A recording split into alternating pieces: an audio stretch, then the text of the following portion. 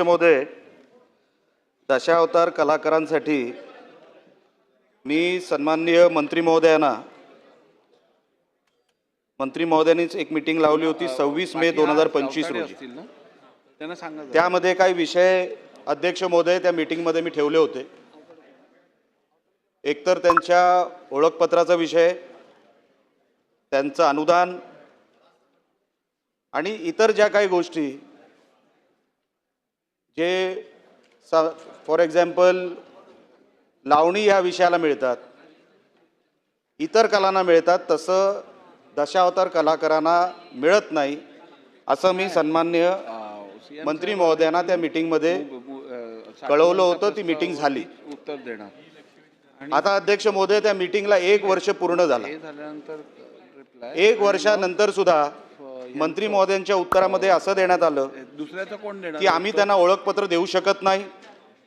आम्ही सरकार म्हणून त्यांना जे 5,000 रुपये देतो ते आम्ही सरकारच्या माध्यमातून आम्ही त्यांना देतोय।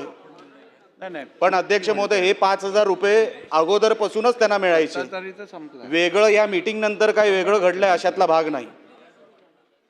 आपण काही GR काढणार होतो अध्यक्ष महोदय, ते GR पण त्या मीटिंग नंतर जे काही ठरले ते अजूनपर्यंत निघालेले नाही। त्यानंतर जी समिती गठीत करणार होतो ती कधी समिती गठीतच झाली नाही। आता हे जे कोण अधिकारी आहेत अध्यक्ष महोदय, त्यामध्ये मंत्री महोदय आपल्या विभागामध्ये कोण पांडेजी म्हणून आहेत। आता ती व्यक्ती एवढे अडथळे निर्माण करते ह्या सगळ्या व्यवस्थेमध्ये की आता त्यांना गुगल फॉर्म दिलेत काहीतरी। दशावतार कलाकारांना अध्यक्ष महोदय गुगल फॉर्म दिलेत। आता तो बिचारा गावात राहणारा व्यक्ती, हजारो कलाकार आहेत आमच्याकडे, त्यांना जर एवढं सगळं कळत असतं तर हे मागच्या काही अनेक वर्षांपासून झालं असतं ना। आता गुगल फॉर्म देऊन अधिकारी का जात नाही जिल्हा स्तरावर? मला हा प्रश्न आपल्याला विचारायचा मंत्री महोदय। अधिकारी जर एकदा जरी गेले असते, कलाकारांना एक हॉल कुठेतरी उपलब्ध करून दिला असता, ते सगळे कलाकार आले असते, आपल्या नोंदी झाल्या असत्या। अजूनपर्यंत वर्ष झालं तरी अध्यक्ष महोदय अजून नोंदी झालेल्या नाहीत। दशावतार कलाकारांना जसं लावणी महोत्सव होतो महाराष्ट्रामध्ये आणि तो महाराष्ट्र सरकार मार्फत होतो, या फेब्रुवारी 2026 मध्ये लावणी महोत्सव झाला अध्यक्ष महोदय। त्या लावणी महोत्सवमध्ये 3 दिवस तो लावणी महोत्सव घेण्यात आला।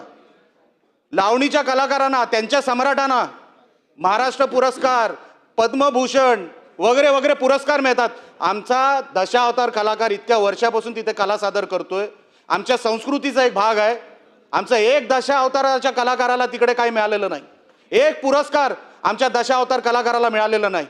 इतके वर्ष झाली या कलेला अजूनपर्यंत आम्हाला एक पुरस्कार मिळालेला नाही अध्यक्ष महोदय।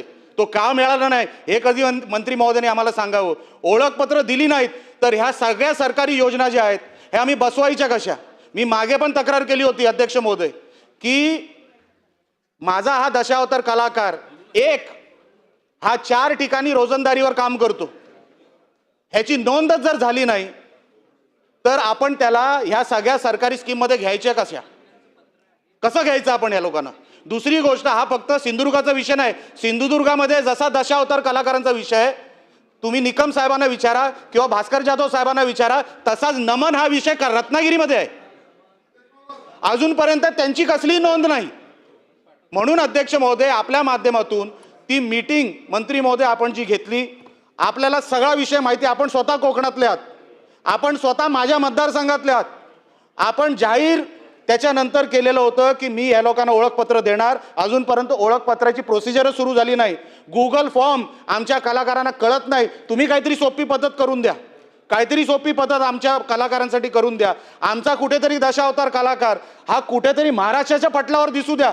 एक पुरस्कार मंत्री महोदय आमच्या दशावतार कलाकाराला मिळालेला नाही। कलिंगन वगैरे मोठमोठे कलाकार आमच्या जिल्ह्यातून होऊन गेले, पण एकही पुरस्कार आमच्या ह्या कलाकारांना मिळालेला नाही।